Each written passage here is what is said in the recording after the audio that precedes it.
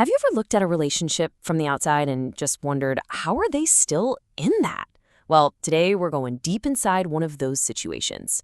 We're going to break down the anatomy of a toxic bond, this really delicate, really dangerous balance between constant pressure and these little fleeting moments of peace. Okay, let's get into it. And that really brings us to the core question, right? Is it even possible for one heart to live in two totally opposite worlds at the exact same time? To be caught between this intense, high-stress environment and then moments of total tranquility. How does that even work? Let's find out. So first up, let's talk about this tense equilibrium. It's a very fragile balance, and it's all held in place by the three people right at the center of this story. So first, you've got Aradhya. She's living under this constant, suffocating pressure from Vihan. And honestly, it's gone on for so long that it's become her normal. Then there's Vihan himself. He's the architect of all this control, using lies and manipulation to keep his grip on her. And finally, there's Ansh. He's this friend on the outside who knows something is deeply wrong, but because of Vihan's games, he just can't see the full picture. He's worried sick, but he's basically being kept in the dark. So, what is it that holds this whole fragile setup together? Well, it's not random. It's actually a powerful, repeating system, a meticulously crafted cycle of control that just goes around and around. And this is where it gets really methodical. It always starts the same way. Aradhya hits a crisis point. She's completely distressed, and she reaches out to Ansh, her one and only lifeline. But Vihan sees this, and he immediately steps in.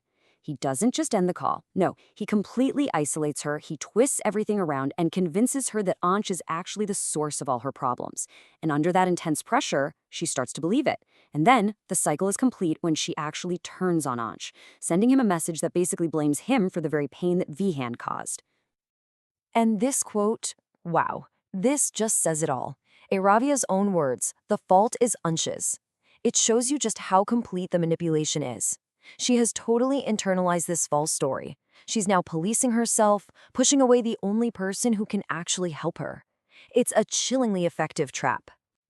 But what happens when she manages to escape that pressure, even for just a little while? Well, that brings us to a place that is the total opposite of her daily life, the sanctuary of butterflies. Because when Aradhya and Ansh actually get a moment together, away from Vihan's influence, everything changes. It's like a heavy fog just suddenly lifts, and for a brief moment, they can see everything clearly. And the first thing they feel is just calm.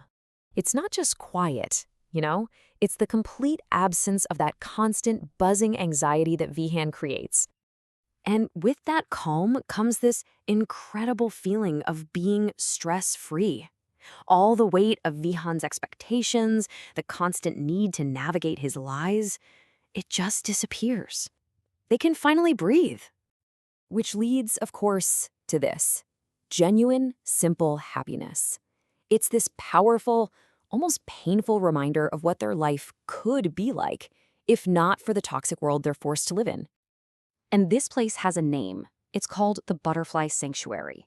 Now, it's not a real physical place, of course. It's a metaphor for that mental space they find when they're together. A temporary escape where they feel safe, and they remember why they care about each other so much. And here is the absolute key. In the sanctuary, the truth is crystal clear to both of them. Vihan's presence, his control, he is the real source of all their problems. But the tragedy is that this clarity, this truth, it only exists inside the sanctuary.